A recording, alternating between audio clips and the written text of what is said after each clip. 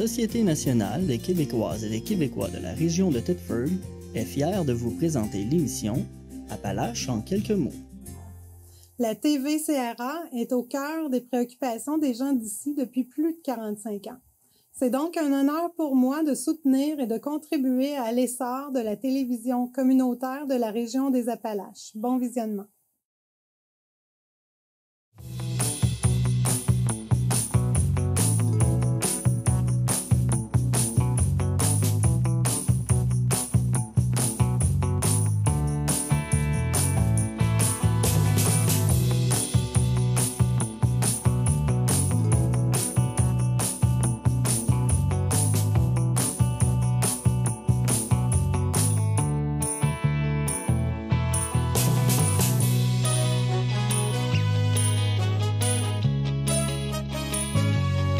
Madame, Monsieur, bienvenue à votre émission d'information Appalaches en quelques mots.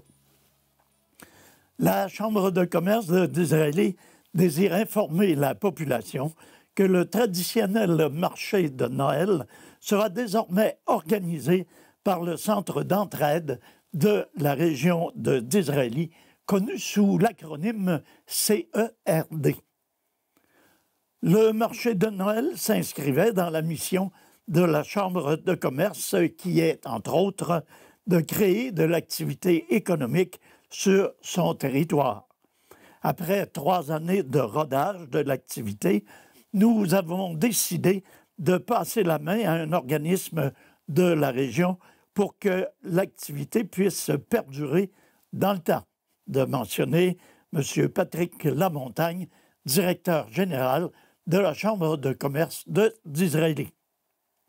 Il n'est pas dans les objectifs de la Chambre de s'occuper de ce genre d'activité tout le temps. Le but étant d'en faire profiter un organisme qui pourra se financer via l'activité. Le Centre d'entraide de la région d'Israël est l'organisme tout indiqué pour la reprise du flambeau. L'activité se déroulait déjà dans leurs locaux. De plus, les profits de l'activité pourront servir à aider la population dans le besoin, de conclure Patrick Lamontagne. La Chambre de commerce tient à remercier le CERD pour son implication et sa générosité. La Chambre ne doute pas que l'activité est entre bonnes mains et que le CERD saura la mettre en valeur et qu'elle sera un succès.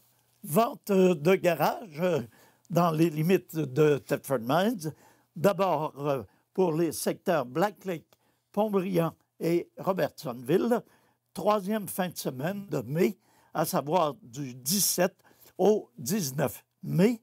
Et pour ce qui est des secteurs de Thetford Mines et Thetford Sud, 4e fin de semaine de mai, du 24 au 26 mai. Quelques règles à suivre pour les vendeurs. Alors, aux dates mentionnées, soulignons que les ventes débarras sont gratuites et qu'aucun permis n'est requis. Les étals ne doivent pas empiéter sur le trottoir ou le domaine public.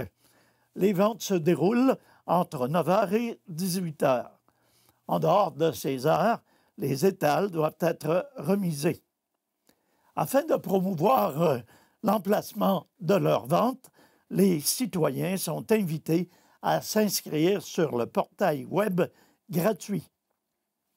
Sans être obligatoire, il s'agit d'un moyen efficace d'augmenter la visibilité des points de vente et de donner des détails sur la catégorie des articles à vendre.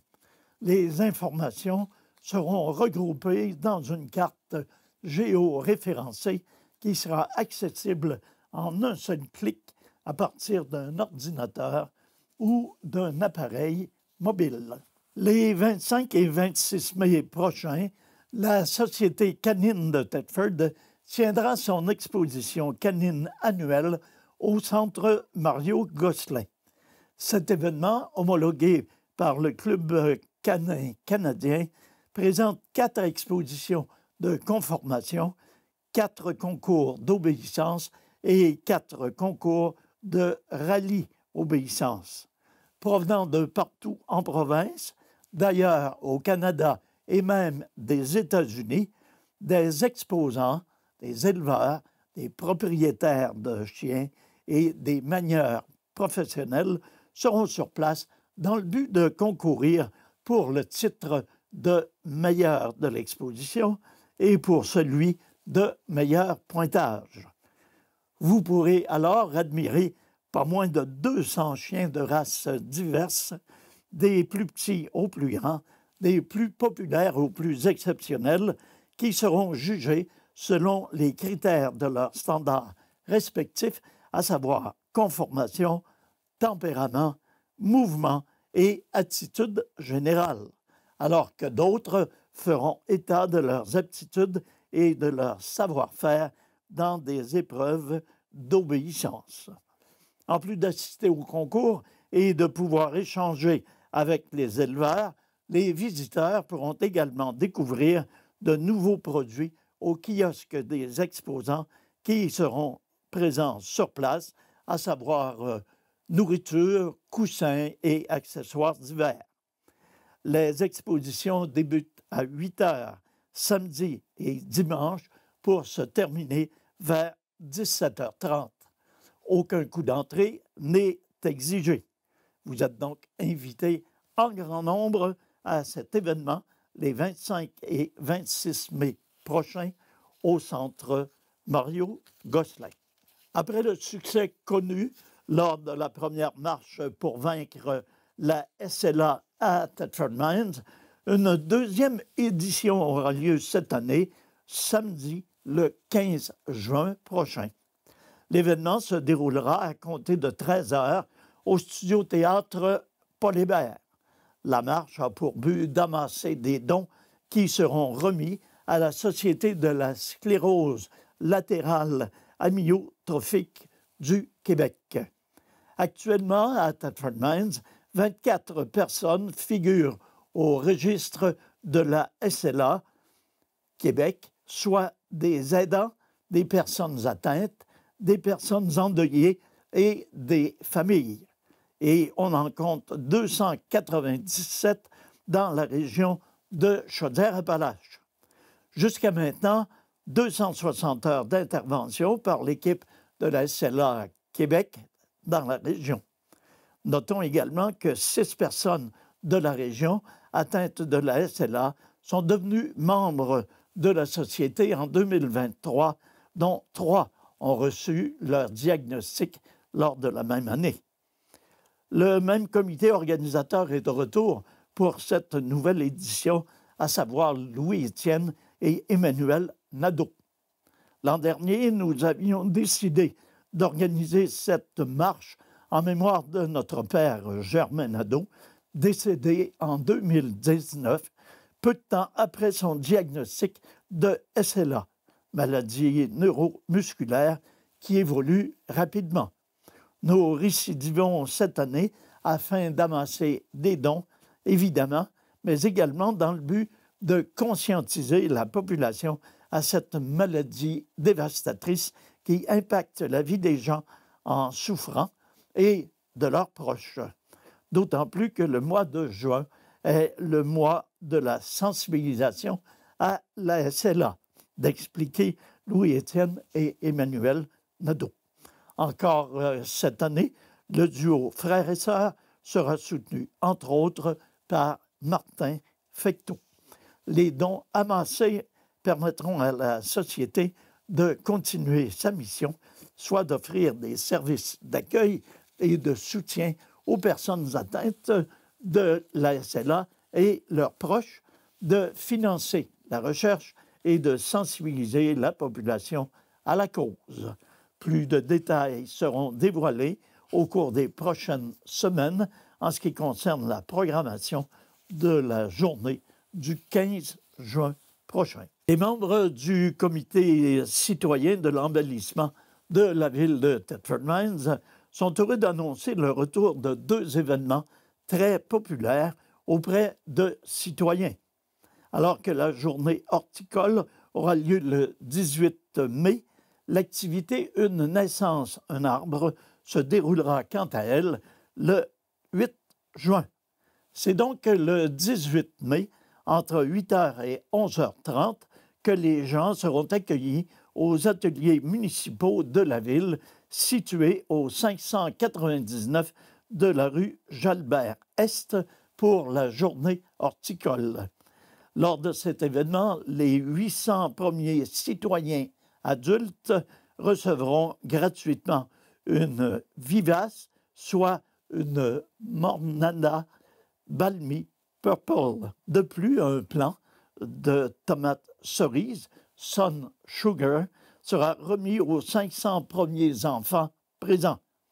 Comme lors des dernières éditions, du compost sera disponible sur place en formule libre-service, ainsi que plusieurs essences d'arbres.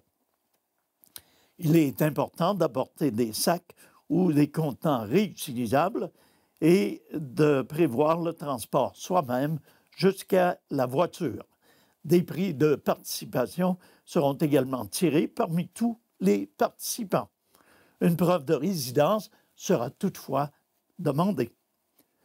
La journée horticole est toujours un événement très attendu et apprécié des citoyens. En raison de l'engouement des dernières éditions, nous avons décidé d'augmenter les quantités afin de répondre à la demande croissante. Nous espérons que les gens seront nombreux aux ateliers municipaux le 18 mai prochain pour l'occasion de souligner Mme Josée Perrault, conseillère municipale et présidente du comité citoyen de l'embellissement. Le comité citoyen de l'embellissement tiendra l'événement Une naissance, un arbre le 8 juin prochain, de 9h à midi, au centre de congrès de Thetford Mines. Jusqu'au 20 mai prochain, les parents domiciliés sur le territoire de Thetford Mines qui ont eu un nouveau-né au cours de la dernière année sont invités à s'inscrire en remplissant le formulaire en ligne disponible sur le site web de la ville. Pour l'occasion, un ami lancier du Canada sera remis pour chaque inscription. Les enfants nés entre le 1er janvier 2023 et le 20 mai 2024 seront acceptés s'ils n'ont pas participé à l'activité de l'an dernier. Madame Isabelle Lecourt confirme au nom du ministre de l'Environnement, de la lutte contre les changements climatiques, de la faune et des parcs, M. Benoît Charette, qu'une somme de 390 000 destinée au sentier pédestre des Trois-Monts de Coleraine pour la réalisation du programme éducatif lié à la réserve écologique de la Serpentine de Coleraine. Rappelons que ce programme éducatif se traduit par des sentiers éducatifs accessibles de manière autonome avec un droit d'accès, un pavillon d'accueil avec présence de personnel d'accueil la majeure partie de l'année et une programmation d'activités et d'événements éducatifs ponctuels. Cette subvention contribuera d'abord à soutenir l'organisme pour la coordination du programme éducatif en place et le maintien ou la bonification de l'offre d'activités éducatives dans la réserve écologique. Elle servira aussi à promouvoir le programme et le rôle des réserves écologiques, ainsi qu'à faire un suivi de la capacité de support de la réserve écologique. Enfin, elle permettra la participation aux travaux du comité tripartite, à savoir ministère de l'Environnement et de la lutte contre les changements climatiques, organismes et municipalités partenaires, pour le suivi et l'évaluation du programme éducatif. Donc, une aide de 390 000 $ pour soutenir la réalisation d'un projet éducatif pour les sentiers pédestres des Trois-Monts de Coleraine. Annoncé en septembre 2023, le programme d'aide à l'implantation ou à l'expansion de commerces ou de services au centre-ville de Thetford Mines suscite déjà beaucoup d'intérêt et d'engouement. En effet, seulement quelques mois après son lancement, 4 projets ont déjà vu le jour et ont pu bénéficier de l'aide financière totalisant un montant important de 80 000 $. Parmi ces projets, on compte 3 nouveaux commerces, à savoir le centre AJNA Yoga, Création Nadia et Momo Café Resto. Le 4e constitue un agrandissement important de la microbrasserie et restaurant La Porte d'à côté qui souhaite bonifier son offre de service. En seulement 6 mois, nous sommes déjà ravis de constater des résultats concrets pour notre programme. Le centre-ville offre de grandes possibilités et sa revitalisation est une priorité pour le Conseil, de souligner le maire de la ville de Thetford, M. Marc-Alexandre Brousseau. Ce dernier poursuit en affirmant « Nous sommes prêts à tout mettre en œuvre pour soutenir les projets visant à atteindre cet objectif. Pour les commerçants, l'aide financière accordée fait une réelle différence dans le choix d'un milieu et cette réussite témoigne de l'engagement des entrepreneurs locaux à contribuer à la vitalité du centre-ville », de conclure M. Brousseau.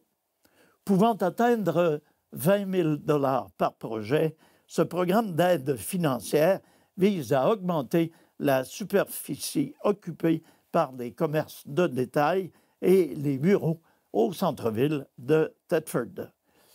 Le centre-ville de Thetford Mines se transforme et pour renforcer sa vitalité et son attractivité, la ville mise sur des initiatives concrètes telles que le programme particulier d'urbanisme, le programme d'aide financière à l'implantation ou à l'expansion de commerces et de services au centre-ville et le programme de revitalisation visant la construction domiciliaire au centre-ville qui offre un crédit de taxe foncière de 80 % et 100 % selon le type de bâtiment sur une période de 10 ans.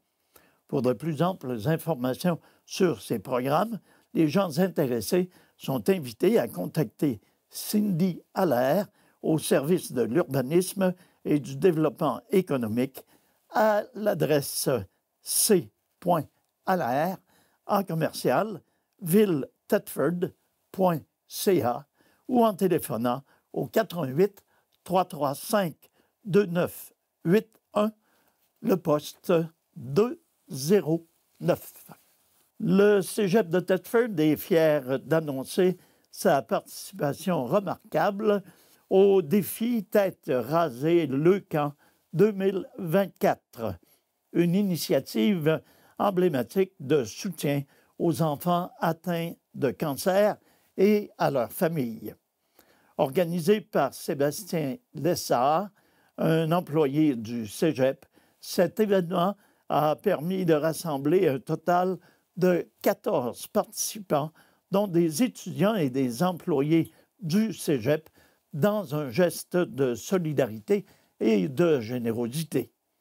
Grâce à l'engagement et à la détermination de chacun des participants, le Cégep de Thetford a réussi à amasser un montant impressionnant de 8 837 $. Ces fonds contribueront directement au soutien des programmes et services offerts par Leucan visant à améliorer la qualité de vie des enfants touchés par le cancer ainsi que de leurs familles. Le Cégep de Thetford tient donc à remercier chaleureusement tous ceux et celles qui ont contribué à cette noble cause et qui ont permis de faire de cette édition un véritable succès avec une somme amassée de 8 837 $. Appel à la prudence lancé par les pompiers de Thetford à la suite de plusieurs interventions sur le territoire. Le service de la sécurité incendie de la ville de Thetford Mines souhaite sensibiliser et informer les citoyens quant au risque d'incendie lié aux articles pour fumeurs. Les dangers d'incendie reliés aux articles pour fumeurs sont souvent méconnus ou banalisés. D'ailleurs, les feux qui naissent dans les broussailles sèches ou dans le pays de cèdre le long d'une route ou d'un sentier sont souvent la conséquence directe d'un mégot de cigarette jeté au sol. En effet, le contact des articles pour fumeurs avec des matériaux combustibles comme le papier, le carton, des tissus, le plastique ou des paillis de bois peut amorcer une combustion en incandescence, aussi appelée un feu couvant. Cette combustion lente ne produit pas de flamme immédiatement et génère très peu de fumée. Un léger rapport d'air sera nécessaire pour faire apparaître des flammes qui peuvent ensuite se propager. M. Jean-Guy Frappier, chef de la division aux opérations du service de sécurité incendie, rappelle « Nous avons dû intervenir sur un incendie majeur dernièrement, incendie qui avait été occasionné par un mégot de cigarette déposé dans un pot à fleurs. Ce geste semble banal et plusieurs ne se douteraient pas de la dangerosité des composés organiques, mais le mélange du terreau, du compost et des matières organiques est très inflammable. Nous tenons donc à rappeler les mesures de prévention concernant les articles pour fumeurs afin de réduire considérablement les pertes financières, matérielles et surtout humaines en cas d'incident, de souligner M. Frappier. Lorsqu'il y a un incendie, la recherche des causes et des circonstances d'un incendie enquête afin de connaître la cause la plus probable de ce dernier. Avec les données recueillies, les préventionnistes sont en mesure de produire des campagnes de sensibilisation bien ciblées auprès de la population. Plusieurs statistiques démontrent que la prévention permet non seulement d'éviter de nombreux accidents, mais également de sauver plusieurs vies. Le 2 mai dernier avait lieu le gala du 26e défi Ose entreprendre Chaudière-Appalaches au Cégep de Lévis. Le projet Les 6 lettres de Paul des élèves de 5e et 6e année de l'école Policis a remporté les honneurs dans la catégorie 3e cycle du primaire. Le centre de service scolaire des Appalaches était bien représenté. La délégation de ce centre se trouvait composée des établissements finalistes suivants: l'école Policis pour le projet Les 6 lettres de Paul, l'école Saint-Nom de Marie pour leur projet Les plantes de la classe de première et deuxième, l'école Tournesol pour le projet Poubelle au régime, l'école Sainte-Bernadette pour le projet Le tour des aliments sains, école Saint-Gabriel pour le projet Recettes pour un merveilleux Noël et finalement la polyvalente de Black Lake pour le projet First Cast. Les concurrents avaient la chance d'être accompagnés par les membres du personnel du centre de service des Appalaches suivants: Marika Roy, Geneviève Pomerleau, Caroline Drouin, Michel Mercier, Marika Landry, Marie-Claude Bolduc, Nathalie Drouin et Maxime Martin-Fecteau. Le ministre de l'Éducation, M. Bernard Drinville, a par ailleurs tenu à souligner la présence de nombreux enseignants et membres du personnel des centres de services scolaires lors de la soirée. Pour le directeur de l'école Paul VI, M. René Bolduc, une telle expérience d'entrepreneuriat s'avère extrêmement formatrice pour les jeunes. Ils auront appris à concevoir et à mener à terme un projet original avec une portée sociale.